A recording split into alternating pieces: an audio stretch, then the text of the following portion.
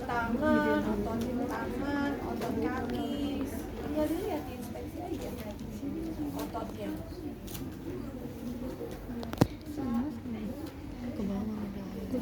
Inspeksi adanya kontraktur atau pemendekan pada otot dan tendon. Pemendekan enggak? Pada ototnya kan enggak, kalau ada pemendekan biasanya kakinya kecil. 3. Inspeksi adanya fascikulasi dan tremor pada otot. Inspeksi adanya tremor pada tangan dan lengan dengan meminta klien memegang lengannya menjauh dari depan tubuh. Jauh depan tubuh, jangan sampai ke depan aja. Depan aja. Tangannya. Tahunya tidur aja nggak usah. Tangannya suruh majuin. Kalau dia tremor, pokoknya kalau tremor itu di saat dia sedang menahan, dia akan bergetar begitu. Intinya pokoknya gimana caranya supaya dia nggak nempel aja.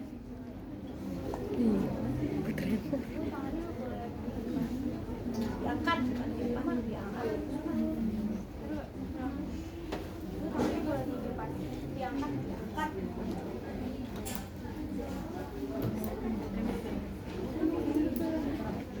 Inspeksi tulang. 1. Inspeksi kerangka untuk memeriksa struktur normal dan deformitas.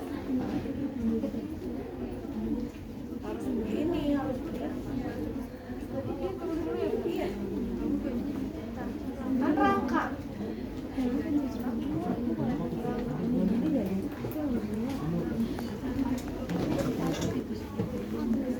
Depan. Jangan dulu. Pasiennya jangan hiperaktif. Ya. Pasiennya jangan hiperaktif. Biarin perawatnya yang mengkajinya. Neng, jangan dari situ kamu ya. Tapi dia nggak bisa melihat kalau yang dari depan kamu yang sini. Perawatnya di sini. Ini dari depan dilihat. Kalau yang namanya rangka itu berarti kan ini sama ini harus sejajar, tangan kiri kanan harus sama, kaki kiri kanan harus sama. Tapi dia kan harus tegak lurus, tangannya lurus, semuanya lurus, ini lurus. Ngadep, dilihat. Jajar, bahu kanan, bahu kiri kanan. Gak usah, tapi ini udah sejajar. Udah, minta muter. Pasti boleh. Oke, nah ini juga sama. Ini tolong diangkat sedikit biar kelihatan bahunya kiri kanan. Sejajar nggak? Ini.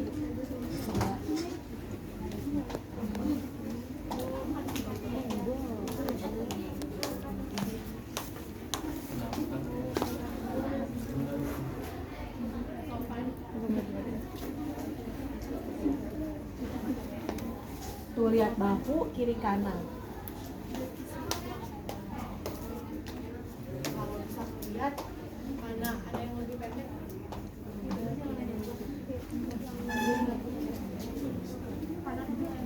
Kanan lebih pendek.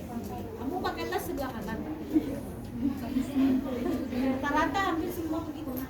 Jadi makanya kalau dibilang sejajar, karena kita kebiasaan pasti pakai tas. Sekarang tuh pakai tasnya model-model tas selempang, ya kan? Kalau biasanya kalau yang sebelah kanan pasti yang di kanan akan lebih turun. Tapi bukan berarti dia skoliosis. Cuman itu ada indikasi kalau terus-terusan orang nggak bisa. Itu yang dilihat. Ya rangka itu yang dilihat. Nah, kalau ini kan nanti kalau udah ketahuan berarti kita bisa menyampaikan ini bahu sebelah kanan tuh turun sedikit.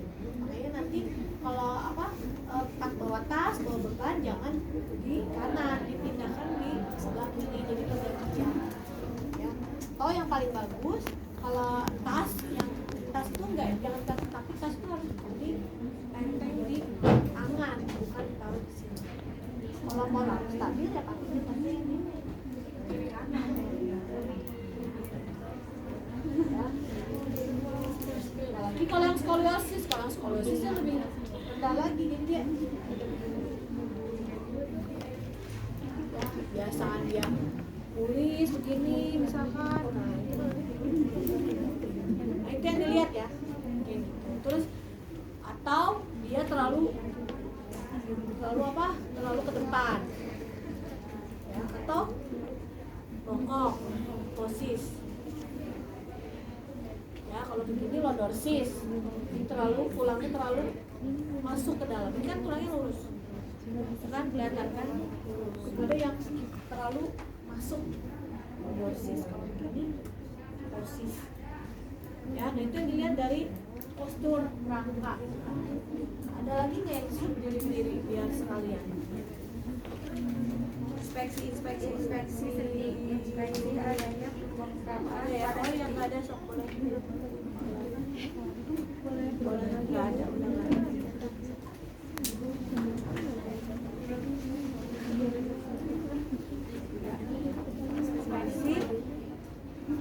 inspeksi sendi, inspeksi adanya pembengkakan pada sendi. Oke, kalau sendi mana aja? Sendi itu ini sendi ya. Pokoknya semua yang area yang ada pergerakan itu pasti ada sendinya. Berarti itu harus dicek. Tangan, ya kan? Ini, sini, ya kan? Sini, lutut, anggul, ya kan? Pokoknya sekitar itu harus dicek. Kalau ya harus dibuka, kalau yang asli masih boleh.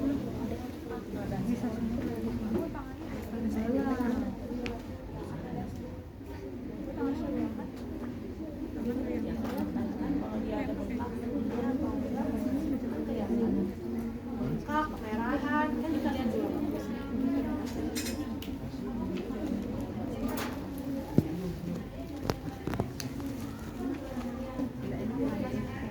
Bengkak. Oke, next.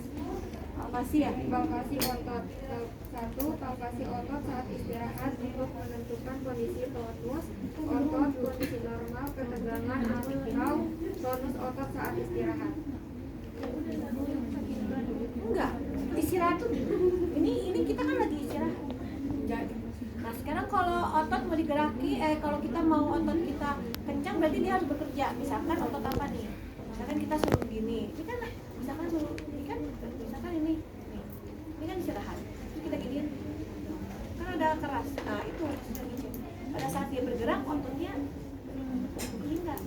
Istirahat tuh kita tidak melakukan apa-apa. Terserah kamu mau ngeceknya seperti apa. Pokoknya intinya mengetahui otot itu pada saat dikontraksi dia keras apa enggak. Iya boleh, kan itu lagi istirahat. Nah sekarang dia suruh lakukan nggak ngapa-ngapain dulu. Kamu ngecek yang mana dulu? Mau ngecek otot apa? Oke, pegang. Kan nggak ada pergerak, nggak ada keras. Sekarang dia suruh kontraksi. Misalkan enggak, dia kencang. Ada nggak? Merasa nggak perubahannya? Oke, satu lagi. Ya. Kalau betis misalkan tadi suruh angkat, nah itu kan terasa nih. Misalkan di betis nih, kamu pegang betis ini. Tarik ke atas, nggak usah. Ini ditarik apa kamu? Coba tarik betisnya. Kerasa nggak? Kerasa banget kan? Jadi istirahat itu lagi ngapa-ngapain. Hormonnya semua harus keras, ya. Nggak boleh nggak keras. Pada saat kontraksi itu harus keras. Oke. 2. Palpasi otot saat klien aktif dan pasif untuk memeriksa fleksibilitas, spasisitas, dan kehalusan gerakannya. Ya hampir sama sebenarnya. Palpasi tulang. 1. Palpasi tulang untuk menentukan adanya area edema atau nyeri tekan. Tulang sama tulang ya bedanya.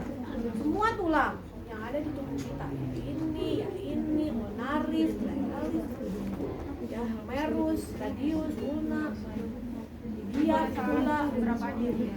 Yang kelihatan aja ini, ya kan tulang yang udah pasti ini tulang. Kamu bisa lakukan.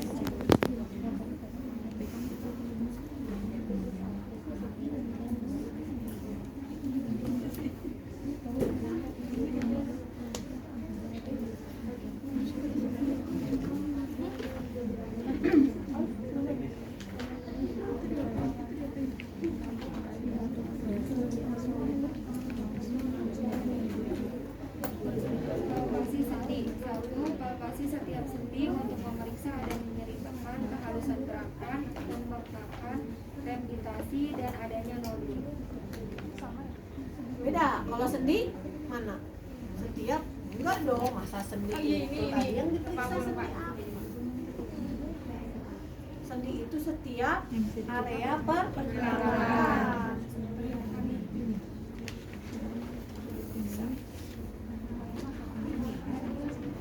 Tadi kan diinspeksi, jadi palpasi ada nyeri atau enggak.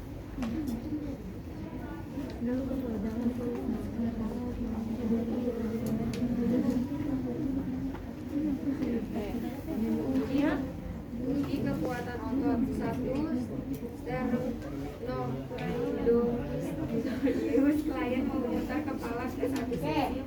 ini uji kekuatan ya, kan situ uji kekuatan banyak banget ya. Nah, yang perlu kalian ketahui di uji kekuatan itu yang kita biasa lakukan aja di rumah sakit ya. Kan kalau sterno terus udah gitu trapezeus kayak gitu itu tidak selalu ya, tergantung. Misalkan kalau uji kekuatan tuh untuk apa sih? Untuk mengetahui kekuatan otot kalian. Misalkan kalian fraktur ya, fraktur daerah trapezeus misalkan, terus kalian dilakukan pembedahan, dipasang pen apa segala macam, nanti kan diuji kekuatannya ya. Nah itu baru kita lakukan. Tapi kalau misalkan kekuatan otot yang biasa kita lakukan di rumah sakit untuk mengetahui kekuatan kaitannya dengan kelemahan atau ingin mengetahui aktivitas dia itu ada hambatan atau enggak, hanya 4 ya yang kita ukur ya. Ekstremitas atas, kiri kanan, ekstremitas bawah, kanan kiri ya. Jadi cara nulisnya cuma begini. Ini punya siapa? Saya pinjam ya. Nah, jadi cara nulisnya gini nih. Nanti di kekuatan otot cuman 4 begini. Ini KA, kelihatan. Ini KI. Ya, ini ekstremitas atas, ini ekstremitas bawah. Ya, berarti ini tangan kanan, tangan kiri, kaki kanan, kaki kiri. Ya, nanti di sini dinulis nilainya. Nah, nilainya itu berdasarkan di situ ada 5, 4, 3, 2, 1, 0. Yang harus dipahami di sini pada uji kekuatan adalah kita tidak boleh melakukan modifikasi atau pergerakan apa-apa. Jadi cuman begini caranya. Coba tangan kanannya diangkat. Oke, tahan ya. Tahan ya. Nanti saya tekan, tahan ya. Oke. Tahan. Kuat. Nah, ini 5. Ya. Jadi bukan seperti ini tuh. Bukan uji kok. Bu, saya cek ya tangannya ya. Terus kamu bantu.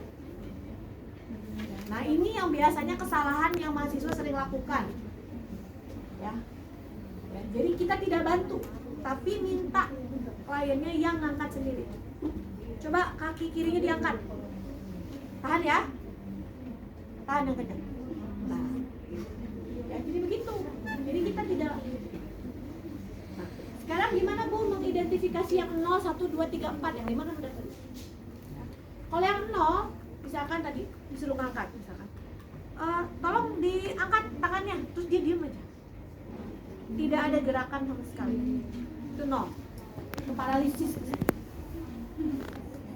Terus Ibu angkat. Nah, terus tiba-tiba di sini ada gerakan, coba kamu sedikit gitu gerak. Nah, misalkan ada kontraksi sedikit. Ya. Suruh gerak, dia ada usaha, tapi nggak gerak, tapi dia ada pergerakan. Itu 1. Kalau 2, dia sudah ada gerakan, tapi gerakan dia masih seperti ini, kiri kanan, dia belum bisa naik ke atas, ya, belum bisa naik ke atas. Itu 2. Kalau 3 yang mana? Nah, kalau 3 dia udah bisa angkat Bu.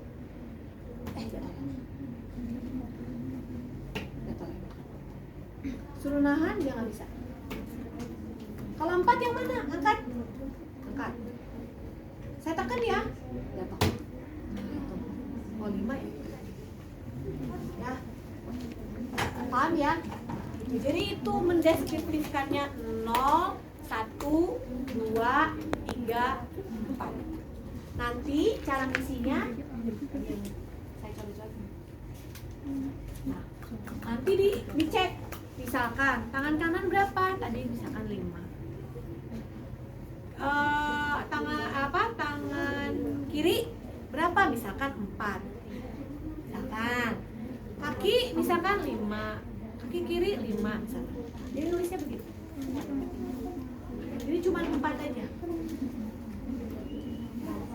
Nah, jadi uji kekuatan otot itu hanya 4 saja kalau yang umum. Kecuali tadi misalkan dia ada fraktur di daerah-daerah otot-otot tertentu. Kan situ ada sterno, ada trapezius, ada deltoid, ada bicep, ada tricep. Ya, ada ada otot lutut misalkan. Nah, itu nanti akan disesuaikan dengan daerah mana yang terkena injury, sehingga kita harus melakukan kekuatan otot. Tapi ada perbedaan. Ya. Contoh misalkan di sterno. Di sterno intinya kita ngecek kekuatan otot itu adalah dia harus bisa menahan. Ya. Kalau di sterno kan kalau di trapezius kan suruh ngangkat. Ini ya bahunya angkat. Nah, kita tekan. Kalau di sterno dia noleh terus kita tahan dia. Nah, jadi sesuai dengan dia arahnya kemana. Kalau bicep dia suruh begini, terus kita tahan, bisa nggak? Nah, seperti itu. Sisanya yang lain-lain nanti silakan dibaca aja sesuai dengan yang ininya ada. Yang penting, yang utama adalah yang tadi, yang 4 tadi itu yang paling utama. Itu. Dan titik beratnya di sini adalah ingat tidak dibantu oleh perawat. Nah, jadi ingat tidak dibantu oleh perawat. Jadi ngangkat sendiri, gerakan sendiri. Kita fungsinya hanya menilai dan menahan. Ya, jadi kalau dia nggak bisa ngangkat ya udah biarin, jangan dibantuin. Itu namanya bukan kekuatan. Paham ya? Di sini, oke. Nah, lanjut ke pengukuran tentang gerak. Kaji tentang gerak. 1. Meminta klien untuk menggerakkan bagian tubuh tertentu. Jumlah gerakan sendi dapat diukur dengan goniometer, alat yang mengukur sudut sendi dalam derajat. Nah, ini tentang gerak dulu. Berarti harus dicek tentang geraknya. Misalkan ini geraknya gimana, ini geraknya gimana, rentangnya seperti apa. Ya, misalkan tangan bisa putar apa enggak. Kan fungsinya ini kan nggak cuma begini doang. Bisa putar enggak.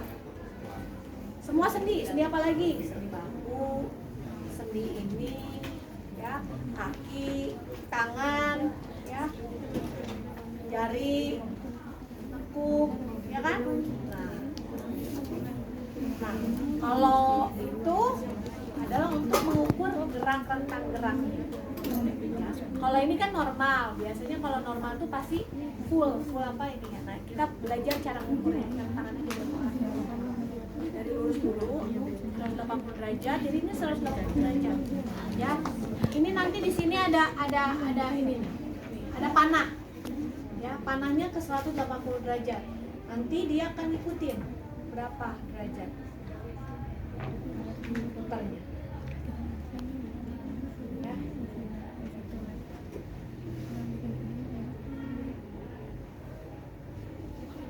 Cobain. Kemarin sih 40 derajat. 40 kemarin 30 ya gitu kok. Aku nanti kamu lihat ini nih. Berapa? Kemarin sih sampai enak. Ya, kemarin di 30 berapa derajat? 40. Ya, 30 40. Nah, untuk flexibility kan kalau udah sampai gini kan maksudnya flexibility ya. Nah, ini flexibility itu akan tergantung nanti tiap orang itu mungkin beda-beda. 30-40 lah kalau sama ini juga. Coba kalau lutut nih. Kalau lutut. Kamunya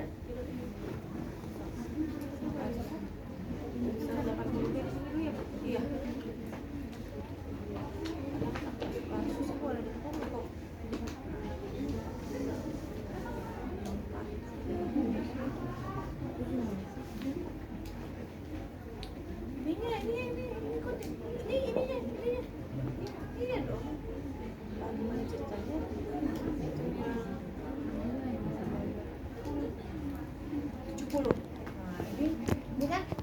baju, ada apa. Nanti mungkin kalau dia nggak pakai baju bisa masuk lagi.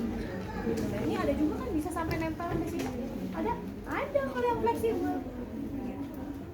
Ya, jadi itu nanti akan tergantung fleksibilitas dari tiap orang seperti apa. Tapi kalau dia bisa sholat duduk di antara dua sujud, berarti itu yang udah fleksibelnya, yang udah istilahnya yang memang tidak ada gangguan fleksibilitas. Seperti itu. Ya kalau kalian kan masih pada muda ya, sholat dan mungkin yang sholat di antara dua sujudnya nggak bisa, semua bisa kan? Bisa. Ya.